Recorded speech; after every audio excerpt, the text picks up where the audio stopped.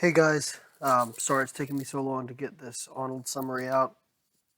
Things have been crazy since I got back. So I guess I'll start. This is my training 1 week out.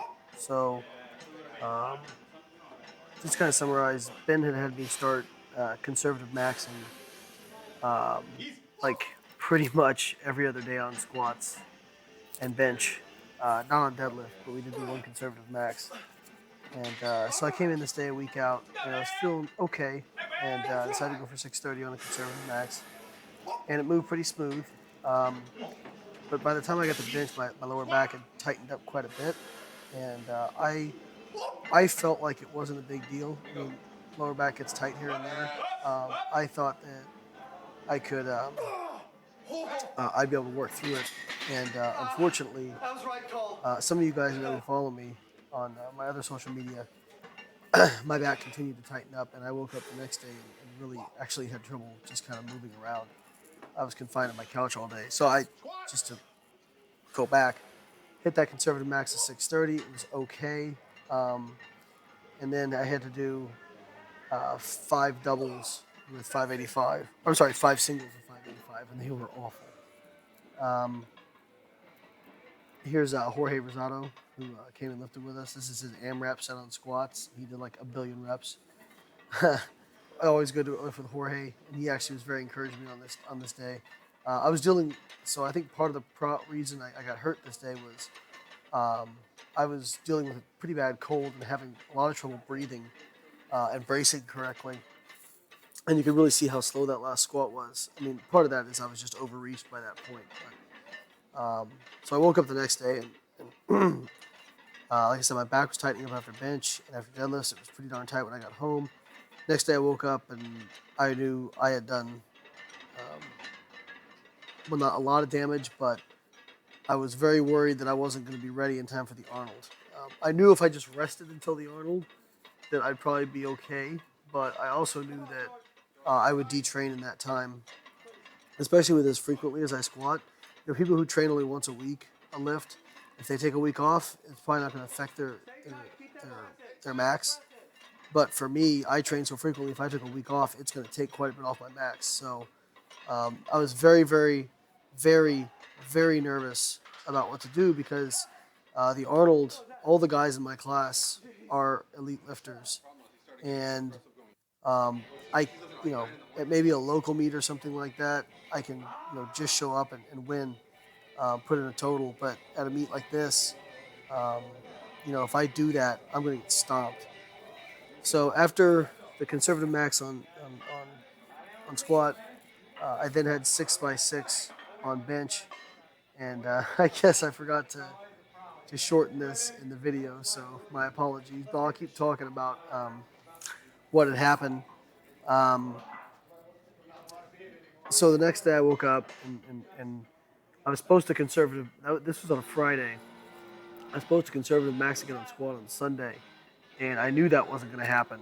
I just I called Ben. I'm like, there's no chance. Like I will really injure myself.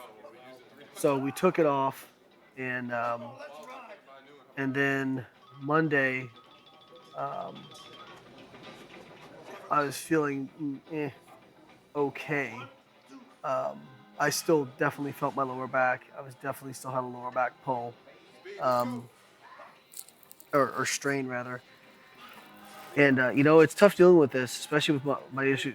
Whenever I've strained my lower back in the past, it's been you can't really work around it. It's just you either rest it or you don't. So I was so torn about what to do. So I got to give a lot of props to Ben and Mike Zordos, who I called, and they both gave me some really good advice. They said, take 2 days completely off, rest as much as you can. I went and got active release therapy done. Um, I was icing twice a day. I was taking salt baths. I mean, I was doing literally everything I possibly could um, to get the issue worked out. Um, and so,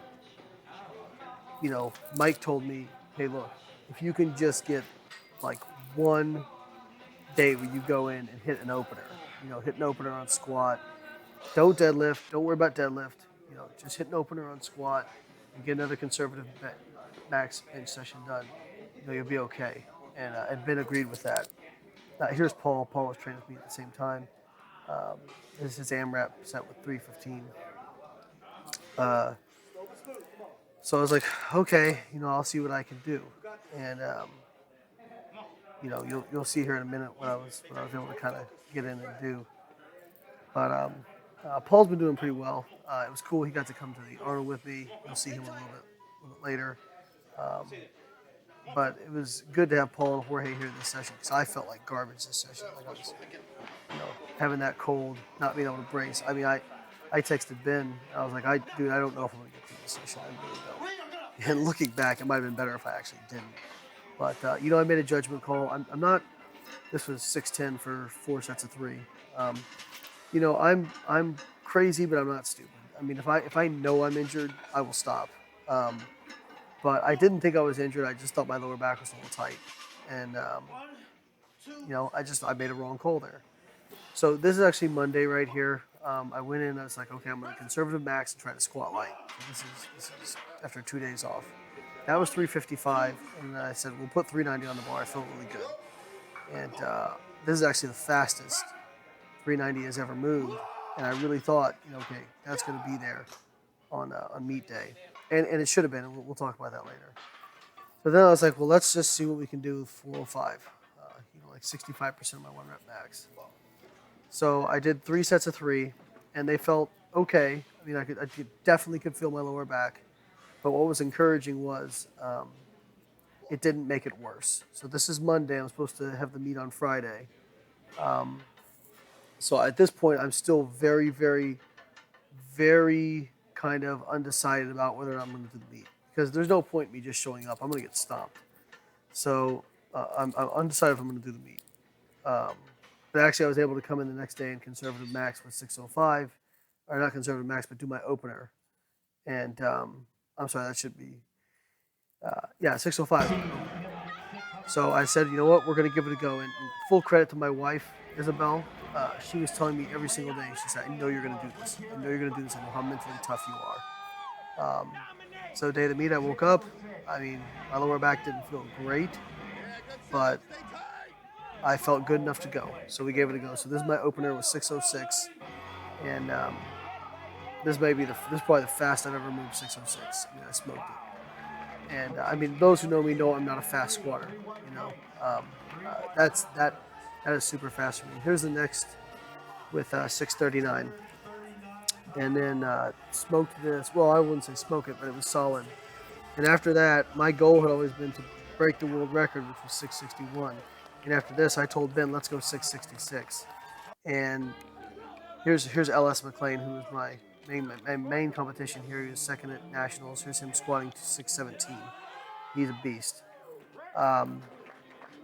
And I don't know what happened, but Ben put in 300 kilos, which is 661, which would only tie the world record. And he told me what the attempt was. And I'm like, well, I wanted to break it. I have more than that. And he's like, oh, okay, let's see. We'll go change it. And then we had forgotten that once you put in an attempt, you cannot change it in the IPF. So, I mean, it actually, I had to get my head back in the game because I was really disappointed that we weren't going to go for the record. We tied it, but so here's the 661 squat. And actually, this comes up slow, but I knew I was going to get it the whole time. And actually, the reason it came up slow was because I had to belch. As funny as that sounds, but I couldn't release my air because I knew if I did, I'd get stapled. So I was like trying to keep it from belching that whole time. So I hit it. I was obviously pumped up. Paul comes out of the front row, gives me a hug. Ben comes over, gives me a big hug. It was cool. So yeah, we only tied the record, but I was still very happy. Especially where I was a week out, not even know if I'd do this meet. Here's my opener on bench. This is 357, and I made a little bit of a boo-boo here. The spotter here was great, actually. We had not great spotters at nationals, but this guy was awesome. And because usually they just pull it off and dump it on you, and he really did a good job of just handing it to you. I was focusing on so many things that I didn't actually really hear the press command, and I jumped it just a little bit. Now, I did get 2 whites, so I kind of lucked out there. And Ben told me, he's like, you realize on the next one, you're going to get the longest pause in the history of the IPF, right? I said, yeah. Um, Here's LS opening up with 451 on bench. He's such a freaking monster, um, and a great guy too, as you're going to see later. Um, but yeah, so as far as the squat goes, I was really happy about it. I mean, obviously, I wanted to break that world record, but you know, we'll have another shot at it in Finland. And the thing about the IPF is you can't break world records in backyard meets. It's not like other federations. You can only break world records at world meets with international judges. That's it. And this and Worlds are the only two international competitions. So here's my second attempt. This is 375. Um, this moved smoothly. I felt awesome. I really felt like a PR was going to be there for me today. Um, obviously in the IPF you're going to get a really long press command, but I was ready for that, and you'll see here in a minute. It just didn't work out. I just didn't execute the game plan. Wasn't Ben's fault. He was kind of beating himself up on the attempt because he selected 397 and I missed it. But I told him it wasn't his fault. It should have been there, and I got out of line. Here's LS. I think this is 468 here. The dude's just a friggin' monster. And he starts to come up with this, and it gets sideways on the left-hand side, and the spotter, it started to go down, and the spotter grabbed it. Now, he actually got two whites and one red on that lift. But there's a jury table that basically they can overturn lifts. So if you think a squat was good and and the judges say no, if you really thought it was good, you can ask the jury table and they can actually overturn it. They can overrule the judges. And actually the jury table came out and overruled the judges on LS and said, no, it wasn't a good lift. So here I had it coming up and then I let it drift back over my face and that was it. That's when I get out of line, that's how I miss. So they made LS come back out and do another attempt. And, obviously trying to do a fourth attempt, it just wasn't there.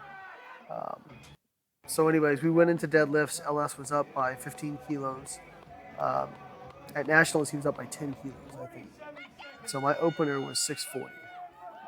And I did the exact same thing I did at Nationals. I missed my opener. I mean, I smoked it, but the problem was I locked out my knees too fast. I think I was so thinking about my grip that I just locked my knees too fast. And it came off the ground so fast. I think that's another reason I locked my knees so fast. And just had that little bit of downward movement of the bar, and that's enough. 3 red lights. So obviously now it's in my head, and I went to Ben and I said, look, I know the protocol is you take your opener again, but I also knew that I would never catch LS if I didn't go up. So I said, put 672 on the bar. Put our next attempt that we had planned on the bar. I will not make a fool out of you. So we went 672, and I got it. I just thought about spreading the floor and knocking my knees last, and that worked. We got it. So going into the final deadlift attempt, LS and I were tied. And I think LS took like 661 or 650 something, and he missed it. And I took 694 and got it here. And actually, you can see him in the background cheering me on. So that's just how cool of a guy LS is. This deadlift felt really easy. Well, not really easy, but very smooth. And I'll tell you what, there is nothing in the world quite like, there's LS and Ben coming to give me a hug, really cool. There's nothing in the world quite like being on the platform, pulling the last deadlift for the win. There's nothing like that. Here's Bryce going for 700, and I was over on the side. I actually thought this was a good lift at the time, but now I can see on the right side, or I'm sorry, his right, my left, that the bar goes down just a little bit. But, Bryce is a beast, and I know he'll be back. I talked to LS and Bryce quite a bit, and I think Bryce struggles with nerves at meet, and I was trying to give him some advice on that. But they're both LS and Bryce are monsters, and I've really got to have good days if I don't want to get beat by them because if I'm off just a little bit, they'll definitely take me out. That's it, guys. I want to thank my wife for always supporting me. I want to thank Ben for being an awesome programmer and coach on meet day. There's nobody better. I want to thank LS Bryce, all the guys I lifted with. It was an absolute pleasure.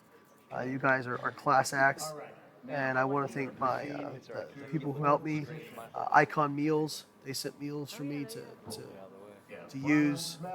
Iron Tanks for their help. Also, Six Packs bags. It's a really nice duffel bag for me to take meals with me when I was there. So all those people made the Arnold really, really helpful for me. So I really appreciate it. I appreciate everybody on social media who was following along. They said at one point the webcast had over 20,000 viewers, which I think was a record for USAPL. So thank you guys for supporting me and more importantly supporting drug-free powerlifting. I truly appreciate it. This was the coolest meet I've ever done. I've never been in an atmosphere like that. It was amazing. If you guys ever get a chance to do the Arnold, if you qualify for the Arnold because it's application only, or just be there and watch, it's an amazing experience. That's it, guys. We got 14 weeks till 13 weeks till Worlds now. So it's time to put in work, time to get better, and it's going to be cool because I will have a chance to break the squat record against the man who set it. So I believe he'll be at Worlds. So that'll be cool. We'll actually get to go head to head. That's much better. So I want to thank you guys again. I really appreciate all the support. It means the world to me, and looking forward to more awesome days of lifting to come. Thanks again. I proudly present to you your medalist at 93 kilos. Give them a big round of applause.